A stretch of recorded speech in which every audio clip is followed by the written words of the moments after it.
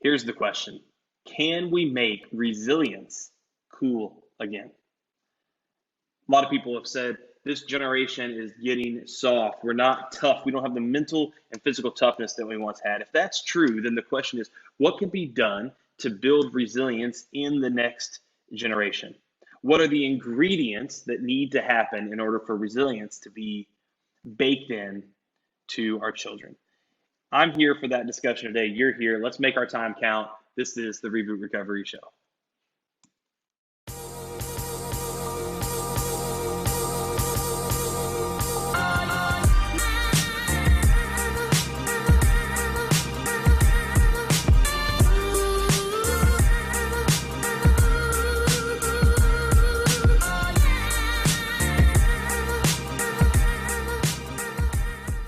Welcome to the REBOOT Recovery Show. I'm Evan Owens, host of this show where we're overcoming trauma together and embracing a brighter future. I'm here with the doctor of all doctors. She is the most wise person. She's also memorized the entire Torah from memory, which is incredible. She's going to be reciting that today for us, Dr. Brooke Keels. As always, welcome back to the show. I'm also here with Adam Davis. He's written some amazing books. You go check him out on Amazon, Behind the Badge, On Spiritual Combat. He's got some other books out there as well. Go check him out at theadamdavis.com, where he actually makes more money if you buy his books from him on that versus Amazon, where he makes approximately what, Adam? 13 cents per book, something like that? Yeah, something close to that. Yeah, exactly. about a dollar, and it takes about 12 months to get that dollar. Sure. Yeah, that's right. So resilience is this. It is the ability to withstand or recover quickly from difficult experiences or conditions. To withstand or recover quickly, right? Difficult conditions. I think this is the question. What's happening to resilience? Are we less resilient than we were 5 or 10 or 50 years ago? I think most of us would probably say in many ways, yes, right? I think some of us would say that. And it's easy to jump on that bandwagon, but I want to have some discussion about, is that true or not? And we talked about this a little bit in season 1 of the podcast, actually, but I want to talk about it through a different lens today, which is this. What are the elements that need to be baked in to give people resilience? Where is resilience processed within us? How is it created? Because if we understand the answer to those questions, well, then hopefully we can give that to other people. We can gift that to ourselves and to other people. I've often said that trauma is contagious, but I also believe that resilience is contagious. I've seen it time and time again, people that go on deployments. One person says, I'm not going to quit, I'm not backing down, and everybody follows their lead. I've seen it in reboot groups. One person sets the pace for healing. So the question is, how do we make resilience cool again? How do we make resilience contagious in our culture? So again, Dr. Brooke Keels, Adam, thank you guys for being here. What do you guys think? Are we getting soft as a society? Are we a society? I don't know what that is. But what's that old Phil Collins song? Stereo. Right. So the question is, are we getting soft as a society? And is it all age demographics? Is it just one? What do you think? Dr. Brooke Keels, I'll turn to you first. You obviously have a lot of experience dealing with a wide age group of women specifically. Tell us about what your thoughts are. You know what? There was a time that I actually believed that we were getting soft as a culture.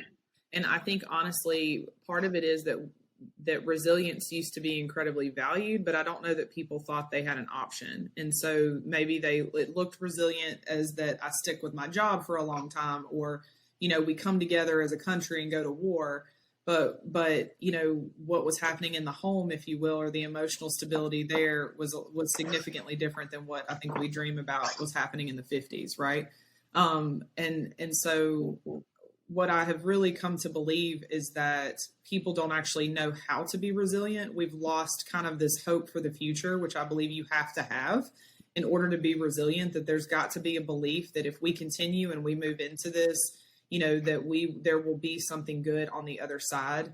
And you even mentioned military. So a guy that trained me in horseback riding, he was he was colonel of the Army Rangers in Vietnam. And he told me, he goes, do you think I jumped out of helicopters that I thought I was going to die? And I was like, yeah. He goes, no, why would I do anything if I thought I was going to die? And I was like, oh, okay. And so like kind of that mindset has just stuck with me, that he believed and believed, and there's a movie about him, like he just this incredible hero, but it's because he believed they would be successful. And so I think that to me has kind of shifted this hope for the future. And so that's kind of what we really spend time doing at Mercy, and also empowering the church, hopefully, to do too, is that injecting hope into people's lives and knowing this is not how it has to be. I think, people, I think we've even marketed that this is what you have, and so this is sorry versus no, there's hope for the future. There's good. Look how far you've come, and we don't spend time kind of in that power of the testimony, if you will. Let's look back and see what God has done and how far you've come and where you've been brought, so that there's continued hope for what's next. Yeah. So, yeah. Wow, that's good. Adam, what do you think, man? I think you have to look at it from a few different perspectives. I think that if we constantly focus on, are we being soft? Have we gotten softer? Who is the one that is telling us that? What are we basing that on? I approach it from the lens of my hope is in Christ, and that if I go through something, I don't only just bounce back, but I come back stronger than I was before. I come back wiser than I was before. And I think that's not just a specific demographic. I think that's everybody. Yeah, everybody's got a few different perspectives and they see things a little differently, especially different age groups has been through some things that we haven't been through at, in younger age groups. But I think that as a whole, I think as long as you're putting one foot in front of the other, no matter how big that step, I think we're getting stronger. And the fact that we're having the conversations lends me to the thought process that we're getting stronger and not softer. It looks different than it did 50 years ago. It may feel different than it did 50 years ago, but I think as a whole we're advancing. And as long as we're willing to have the conversations that are very difficult conversations at times, then no, I don't think we're getting softer. I think we're becoming more resilient. We're becoming more stronger. And I think that that is good for us as a whole. But I think that that message should be led by the church. It shouldn't be led by anybody else but by the church, because resiliency is founded in a relationship with Christ. Because this life will end, and ultimately what we're bouncing back to is life eternally with him. So anyway, yes, I think we're getting stronger. I guess I could have just said that. Yes, we're getting stronger. No, we're not getting softer. And I think my view of this discussion continues to evolve, and I'm not so sure. I mean, I guess I'm not super really strongly opinionated on it right now, but when I think about things that are trending and things that are considered sort of in vogue and cool, I don't see toughness and mental toughness and grit and resiliency as being traits that get attention. I see trauma and brokenness and mental health problems as being far more shareable.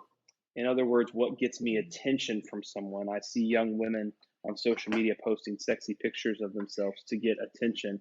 The same person posts about their mental health struggles on a weekly basis because it gets more likes, it gets more attention.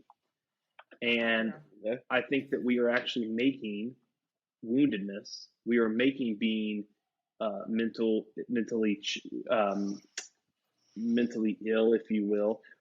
I fear that actually that we're making that trendy and that it's in vogue to have trauma.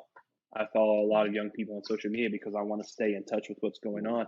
And every one of them has described COVID as very traumatic. And I wonder about that. I believe that there is a percentage of people who did have a traumatic experience because of it. But for most of us, we existed in a country where we were able to have someone else deliver our groceries. We were able to have Netflix. We were able to have internet. We had air conditioning. We have a home. I'm not sure that was traumatic. The Great Depression, that was traumatic. right? I mean, this is a different spectrum. Mm-hmm. And so this came from a question actually that I received. It says, how can I help my daughter bounce back when things don't go her way? It seems like if things don't happen the way that she had hoped they would, she's completely crushed and enters a time of depression. It's scary. It's like her life is fragile and one gust of wind could knock down the whole thing. What should I do? And that was really the question that kicked out to me is when I meet with people more and more, it does feel like there's not necessarily the grit to be able to say, this is making me, what doesn't kill me makes me stronger. I don't pick that up necessarily in the conversations that I have with people by default. I don't pick that up by default. I think that resilience has to be taught, right? That we have to do purposed exposure to things.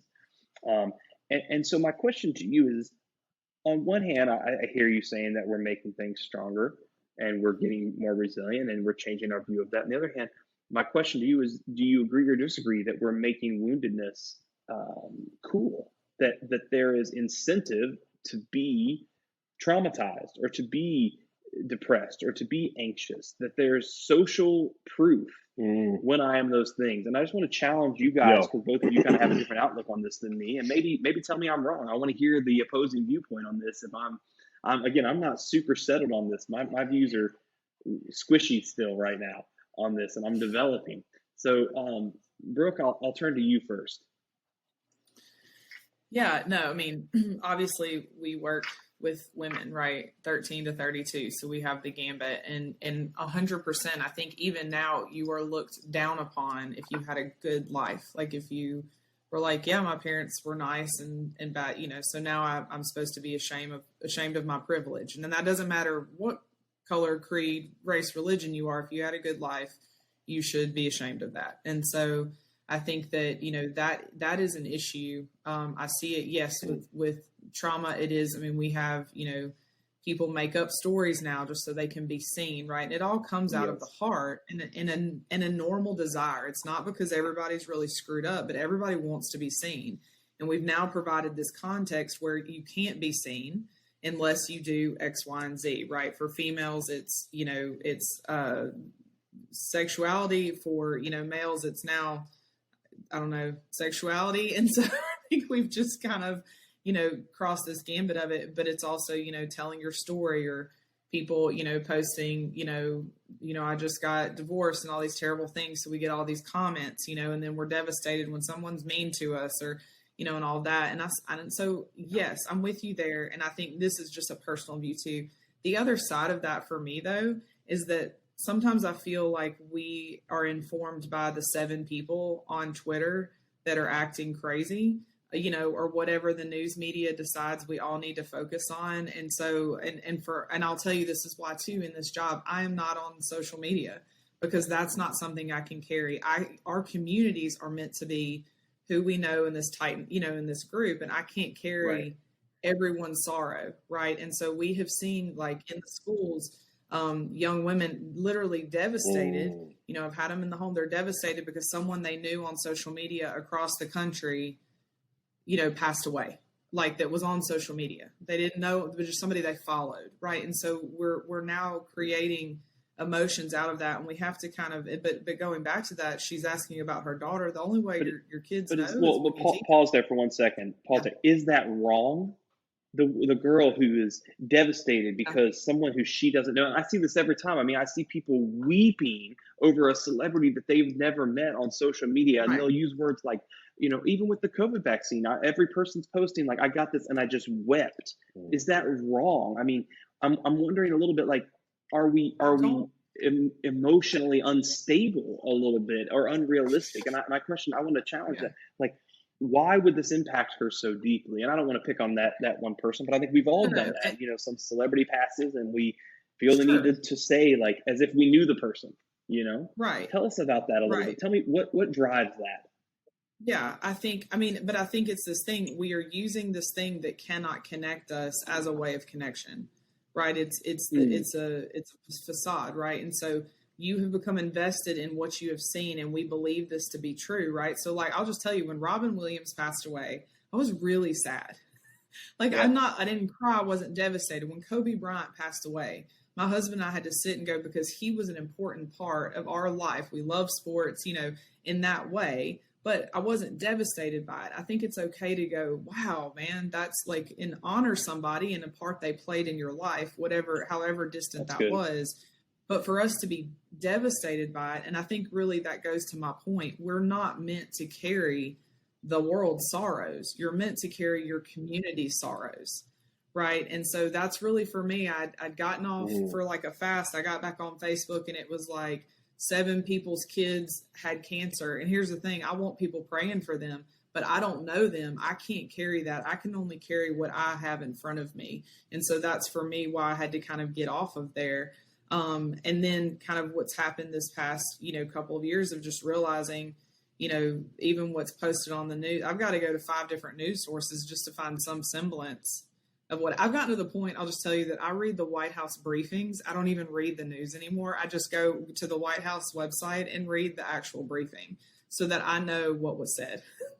You know what I mean? And so I say all that to say it's not wrong to be affected, but when it is hurting us or damaging us or causing us to grieve as if it was our neighbor, that's a concern. This podcast is part of the Edify Podcast Network. Edify is a faith-inspiring app that brings together thousands of the best Christian podcasts in one place for your listening enjoyment. Cut through the noise and grow your faith by diving into the world's top Christian podcasts today. Download the Edify app for free from the App Store or Google Play, or by going to edify.app. That's EDIFI.app. Very good point. Very, very interesting. One more follow-up question, Brooke, for you, just real quick on that. You were about to also respond to this question for her daughter. You were going to share, she says it's scary, one gust of wind. What should I do? What advice do you have for her, if any? I hate to, I know I've said this in another show that we did, but I think one, it's got to be through relationship and talking to her about that. And what is that like? Why? Because she learned it, right? Again, resilience is learned. And so is, I think we have to examine as a parent. And here's the thing, parents hate it when I'm like, I've got good news and bad news, right? The bad news is it's your fault. And the good news is, but that means you can fix it. Right. And so I don't mean that in a critical way. I do this to my own self. But if my son is acting a certain way, then I've got to go and look at the responsibility that I have, with, okay, what do I need to educate him on? What do I need to explore with him a little bit more? And I think even with her daughter, what needs are being met in kind of being devastated, because it's all about what gets reinforced. It's all about what gets seen. And so, I mean, I hate to say it's a little bit, more nuanced than I can just give, but I think really looking at it, what makes this behavior make sense? Why that? And then actually going into what we talked about earlier, what is her hope for the future? So if something bad happens today, but what are you looking forward to tomorrow? What are the good things that go? Like, let's focus on some of those, and not that we go quit thinking about that bad stuff, put that away. At least, I get so frustrated when people are like, well, at least, you're like, man, I just found out I've got strep throat. Somebody's like, well, at least you don't have cancer. And you're like, right, okay, right. But there's children starving in the fill in the blank phenomenon. And it's like I can be disappointed that I have, like, that's okay. But but then how do we honor, like, man, that is really hard that happened at school, and what are we going to do about it? How are we going to treat it? What are we going to do to move forward? And those are things that have to be taught and coached and reinforced, and there's a lot of intentionality that goes behind that. And so, I don't know how helpful that was, but that's probably where I'd start. Adam, what do you think, man? I'm going to answer the question about the daughter by going back to one of the previous episodes in this season here. If you've been listening, I think it was 1 or 2. I can't remember. We talked about generational trauma patterns. Yeah. Growing up, you go to Aunt Bertha's house or Uncle Marvin's house, and you find out that they got, diabetes or the cancer. I'm not making light of it. I'm just telling you, it was always my diabetes, my cancer, my this, my that. Like, this was theirs to hold and to have forever, right?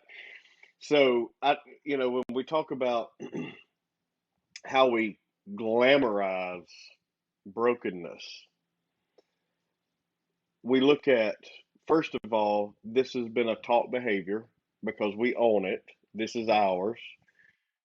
And then number two, through the overwhelming use of social media by children who have zero business being plugged into something as powerful as that, because they're being exposed to emotions that they haven't been taught how to deal with yet. And these connections that are not real connections, it's like leather that's not real leather. It just looks like it. It's an illusion. So you have two different things. You have a learned behavior, and then you have being exposed to emotions and thought processes that they haven't been taught how to address or even developed yet. So, first of all, life is fragile. As a cop, life is fragile. I saw how fragile life is. So yes, her life is fragile. That's my first response. It is fragile, but it is also okay to understand this is where I'm at and help her recognize that, but also understand that the true uh, victory isn't in owning or wanting to own what you have, but bouncing back from it, coming back. How can I become stronger because of this? It's okay to be affected differently by these things. We have to understand that in the name of being sensitive, I think that we have created a certain aspect of becoming soft, but I don't think it's in the way that we're talking about here. I think it's because we're trying to be sensitive to all these different things. And I go back and I point to social media, and before social media was TV, and watching TV for 9 hours a day, taking up 10 years of our life, we're being super, super, super obsessed with these things instead of being intentional about how we respond to what's going on up here and here, and how those things are affecting us. So, yeah, life is fragile. I would say, you know, the way she's addressing what happens in her life, conflict or if things don't go her way, I think it's a learned behavior and one that's passed down. I think you need to have a conversation that's based on, like Brooke said, through a solid, healthy relationship and understanding why these things are the way they are. Where did she learn them from? Why does she feel these things? And then addressing the root cause of those. I can tell you, man, I've got three wonderful kids. I don't like to bring my kids into business, but my 15-year-old daughter is an incredibly intelligent young lady. She started recognizing on her own some of the feelings that social media was causing and said, I don't want this anymore. Take it away from me. And so having children that recognize these things is incredibly, incredibly powerful. And so that should be glamorized. That should be put on a pedestal, say, wow, you've got a 15-year-old young lady that said, this is nasty and it makes me feel bad. Take it away from me, instead of holding it near and dear because somebody's giving you 7 likes on social media. That's the root of the problem, Right. or at least one of the roots that's underground. So That's it. I think we could talk a lot longer about that.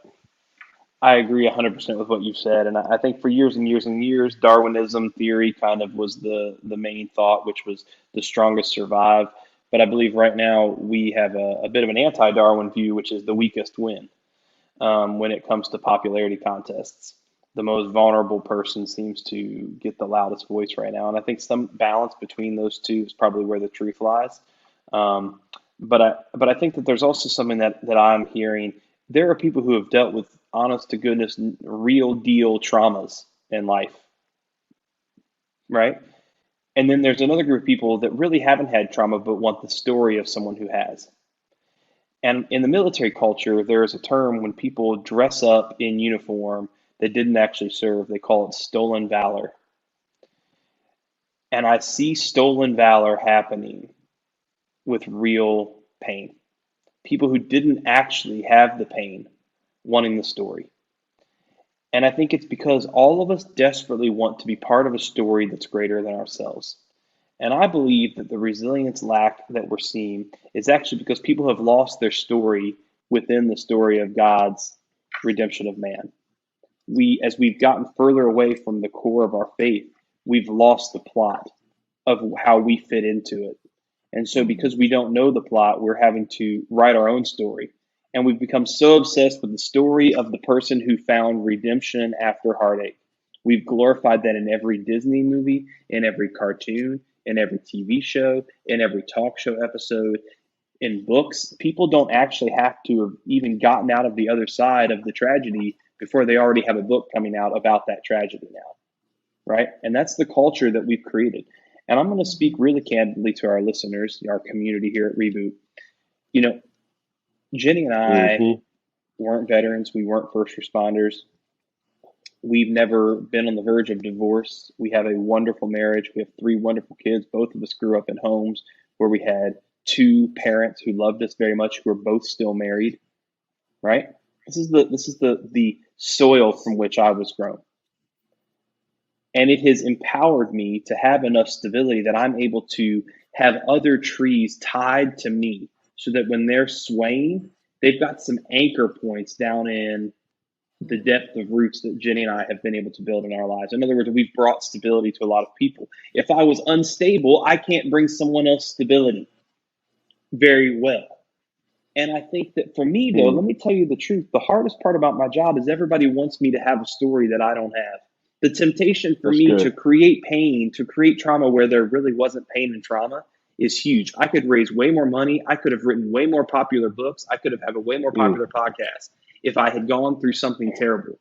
Jenny and I would be way more popular if I would have talked about how I had an affair and almost ruined our marriage and we brought it to the brink, but thanks to God, he brought it back. And now we're going to write a story about how marriages overcome trauma. People would want to hear that story more than they want to hear, no, we've made a series of micro choices and God has blessed us and we've been able to walk in a fruitful, healthy marriage now for 15 years. Nobody wants to hear that. They want to hear from the person who broke their marriage and then fixed it.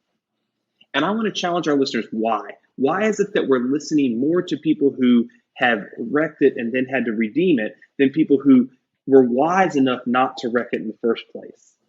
Why is that? And why is it that we've created a culture where it's more in vogue to be wounded than it is to be well? And this is the challenge that I want to issue to you. Let's make the right heroes the right healers. Let's make Adam's daughter a hero.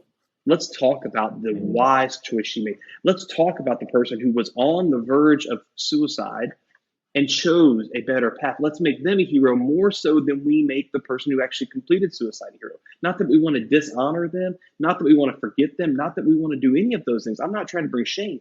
What I'm trying to say is within my own children, what I'm trying to do is, just as Brooke said earlier, I believe that resilience is a learned trait. I believe it's a learned trait. And so what I'm trying to do is I'm trying to expose my children to as many resilient stories and resilient people as I can. And people who have real stories, I'm not talking about stories to get attention. I'm talking about real life deals.